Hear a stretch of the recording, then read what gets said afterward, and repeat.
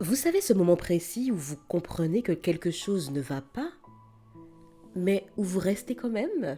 Pas parce que c'est sain ni parce que c'est juste, hein, mais parce que vous avez déjà tellement donné. Quand un bateau commence à prendre l'eau, votre premier réflexe est noble. Vous bouchez le trou, vous rassurez, vous réparez, vous vous adaptez. Et puis, un deuxième trou apparaît. Vous relativisez, hein? Un troisième. Vous vous dites oh, que ce n'est qu'une mauvaise passe. Et pendant que vous colmatez frénétiquement, l'eau monte, lentement, silencieusement, inévitablement. La vraie question n'est pas est-ce que le bateau va couler? Parce que oui, il finira par couler. La vraie question c'est pourquoi pensez-vous que c'est à vous de le maintenir à flot? Et ce n'est pas qu'une métaphore, hein, c'est valable pour une relation, pour la famille, pour un travail, une amitié, pour un système entier qui fonctionne grâce à votre épuisement. Beaucoup de personnes avec qui j'ai échangé ont été élevées avec une dynamique très dangereuse, une idée très dangereuse. Si je pars, je trahis. Si je lâche, je suis égoïste. Si je pense à moi, je suis encore plus égoïste. Si je quitte, c'est que je n'ai pas essayé assez. Alors, cher ami, remettons les choses à leur place. Quitter un navire qui coule, ce n'est pas abandonner. C'est refuser de mourir noyé pour prouver votre loyauté. Vous n'êtes pas responsable de l'état du bateau. Vous êtes responsable de votre propre vie. Survie. Oui. Et pourtant, combien reste? Parce qu'ils se souviennent du début du voyage, parce qu'il y a eu des rires, des promesses, des projets, parce qu'ils se disent, après tout ce qu'on a traversé ensemble. Alors parce que vous avez traversé des bons moments ensemble, parce que le début du voyage était beau, vous allez rester là à vous séparer en 15 000 pour essayer de boucher les trous qui volontairement sont faits par d'autres. Traverser une tempête ne transforme pas un navire fissuré en embarcation fiable, hein. L'histoire partagée n'est pas un contrat à vie. Et ce, quel que soit le type de relation. Il y a un moment très précis où l'aide devient de l'autodestruction. Et ce moment, on le reconnaît à un signe simple. Plus vous donnez, plus vous vous perdez. Regardez honnêtement. Est-ce que vous êtes encore en train de réparer ou simplement en train de retarder l'inévitable? Est-ce que vos efforts créent un équilibre ou est-ce qu'ils servent uniquement à masquer un déséquilibre structurel? Dans beaucoup de relations, vous n'êtes pas un passager. Vous êtes devenu le moteur, le mécanicien, la bouée de secours et parfois même, à votre insu, le capitaine, sans jamais avoir choisi ce rôle. Et on vous dira, sans toi, tout s'effondre. Mais, cher ami, cher ami, cher ami, ce n'est pas un compliment, c'est un aveu de dysfonctionnement. Un système sain ne repose pas sur le sacrifice d'une seule personne. Allô? Restons concrètes, restons concrets. Dans une relation amoureuse qui coule, vous êtes celui ou celle qui explique, qui pardonne, qui ajuste ses limites jusqu'à ne plus pouvoir. Dans une famille, vous êtes celle qui apaise, qui fait tampon, qui encaisse tout pour que tout le monde aille bien. Au travail, vous êtes celle qui compense les manques, absorbe les erreurs, porte plus que ce qu'elle doit porter. Et à chaque fois, quel que soit le type de relation, le scénario est le même. Si vous arrêtez, tout menace de s'écrouler. Mais posez-vous une question simple.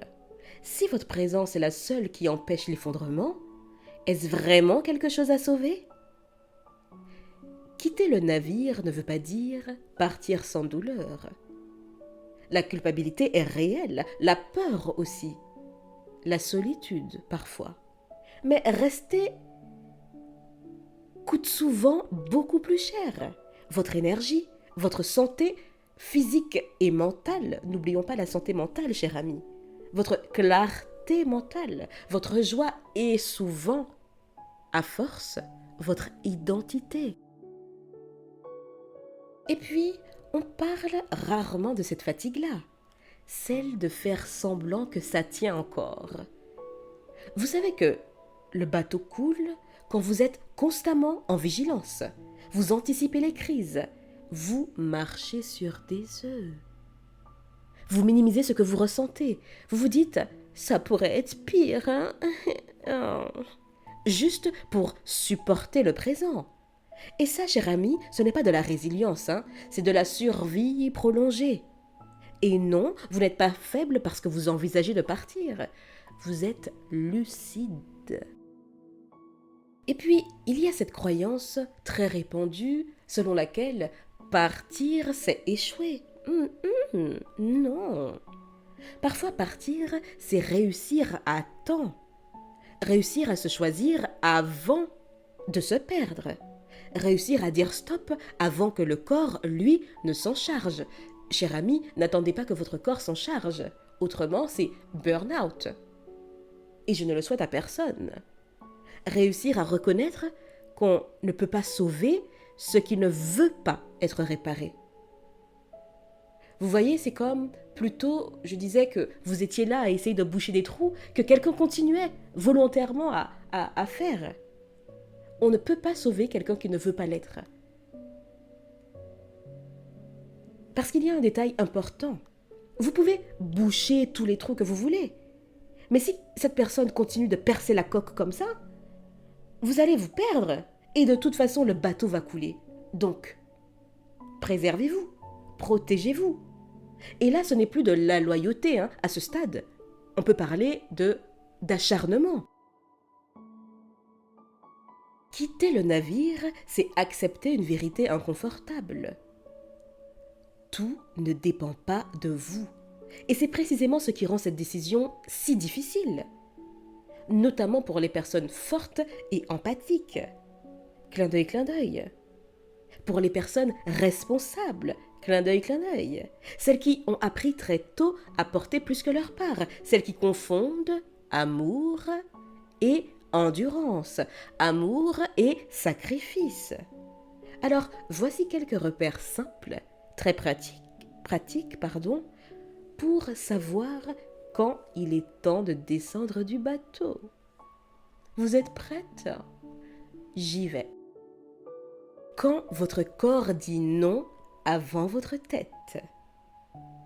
Quand vous vous sentez vidé après chaque interaction, ou ne serait-ce qu'à l'idée d'interagir avec cette personne, ou d'aller dans ce fameux lieu. Quand vous espérez plus que vous ne vivez. Quand le futur vous fatigue au lieu de vous rassurer. Quand rester demande plus de courage que partir. Quitter, ce n'est pas forcément claquer la porte, hein. Parfois, c'est arrêter de réparer, arrêter d'expliquer, arrêter de porter ce qui ne vous appartient pas. C'est retirer vos mains du trou et observer. Si tout s'effondre, ce n'est pas parce que vous êtes parti, c'est parce que tout reposait sur vous. Et ça, ce n'est pas une base, c'est un piège. Vous n'êtes pas cruel parce que vous avez décidé de vous sauver. Vous êtes cohérente. Il y aura toujours des gens pour vous dire que vous auriez pu rester encore un peu. Mais ce sont rarement ceux qui portaient l'eau avec vous. Ce sont rarement ceux qui étaient là à boucher les trous avec vous. Vous savez ce que vous avez vécu. Vous savez ce que vous vivez. Vous savez ce que vous ressentez. Faites confiance en vos émotions, en vos ressentis. Faites confiance à ce que votre corps vous dit. Alors, si vous m'écoutez aujourd'hui et que quelque chose résonne en vous, permettez-moi de vous dire clairement, cher ami, vous avez le droit de quitter un navire qui coule, même s'il a compté, même s'il vous a construit un temps, même si vous avez aimé. Vous n'êtes pas venu sur cette terre pour sombrer par loyauté. Sur ces quelques mots, je vais m'apaiser. Et je vous dis à bientôt. Et d'ici là, imposez-vous.